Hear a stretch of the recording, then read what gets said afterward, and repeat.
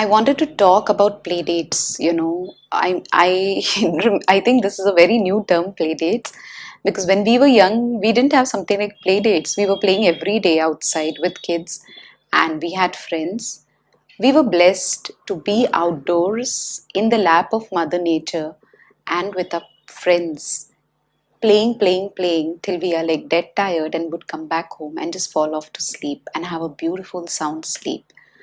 The concept of play dates evolved because we started living in nuclear families, and one neighbor doesn't want to meet the other neighbor, or we are not having that kind of a culture where we are with others. I don't know what the reason is. I have absolutely no idea. But I know that the social stimulation that the child gets being with other kids is really limited. When I ask parents, how many days in a week do you take your child out to play with other kids? The answer most commonly that I get is we don't go every day. We go maybe once a week or twice a week. And even if we go to a mall or we go to a beach, and it's only we as a family. So the amount of interaction that the child gets is only in the school. And parents tell me, yeah, he goes to school and that is good. That's definitely good. But in the school, it is more of a structured setup where it's like, okay, do that, follow this instruction, follow that. And the child is learning to follow. The child is learning to be a follower. But when the child is playing and when there are kids who are younger and older to the child is learning to be a leader and a follower. The child is learning that he can have a conflict and people may not agree to him or her. And even when there's a tantrum, other kids are not going to be listening to him. He will have to learn to adapt and be more resilient. So I feel there's a lot of stuff and a lot of skills that the child gets by being with other kids. Kids are the best therapists. No matter how much I try to behave like a child, I cannot be one. Kids are kids. Their energy I cannot mimic, I cannot imitate. I remember a parent I was speaking to yesterday, and she said, you know what? My son doesn't like to play with other kids, and we don't talk to many other people around.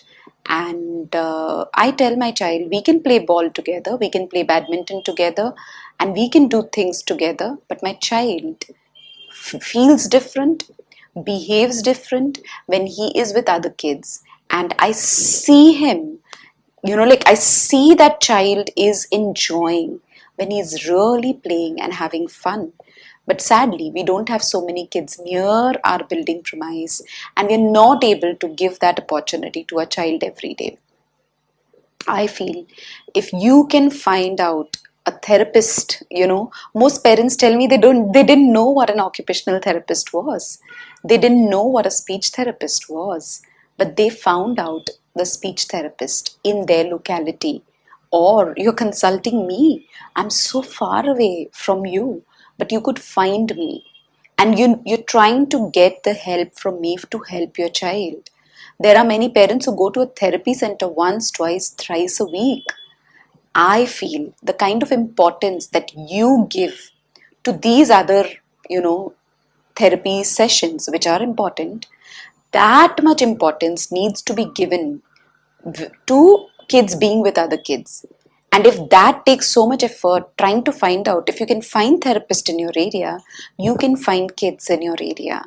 You can check out the kids in their child's school. Who are the ones with whom your child gets along very well?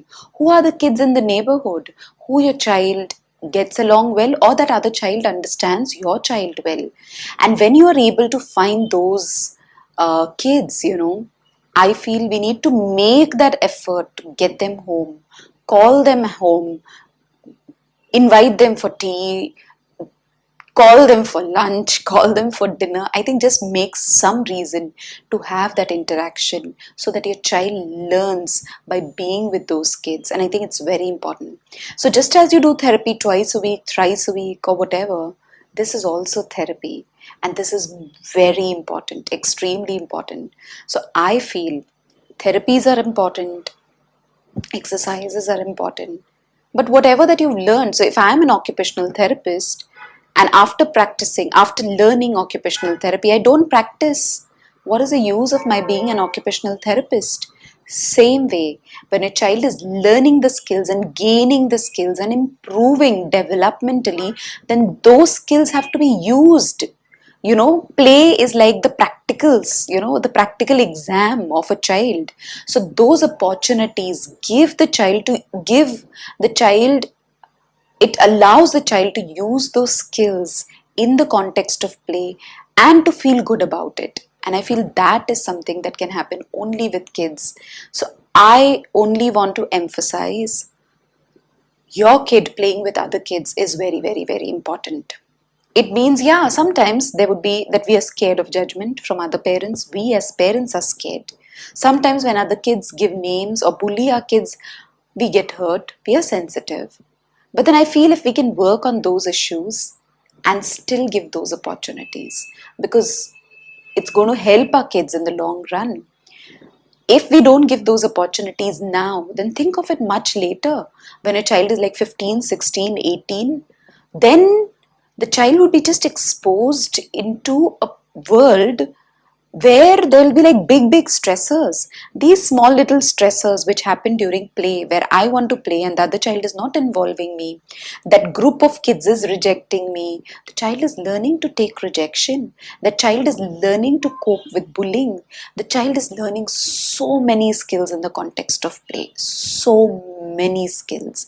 So if those opportunities are given on an everyday basis, and I'm not exaggerating, everyday basis, play is very, very, very, very, very important with other kids.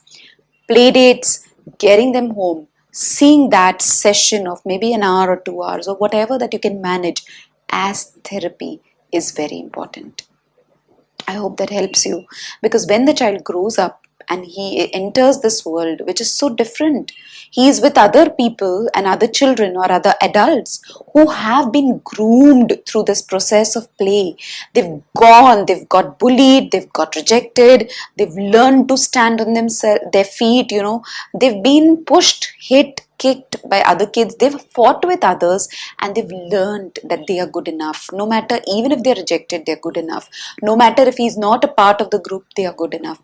Those opportunities are enough, and that is all going to come when the child is playing with other kids. Initially, the child may not involve, he may not play with other kids. Yeah, it may happen, but that's okay. It's repeatedly, consistently making it happen. 3 months, 4 months, 6 months may go. You take your child every day, that other child comes, plays with your child's toys, goes back home, and you feel what's happening. But then if you keep it going, and if you're consistent, you will definitely see changes in your child. And I feel it's extremely important.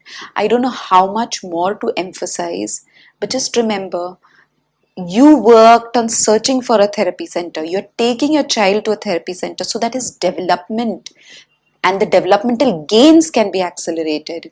So, play is also equally important.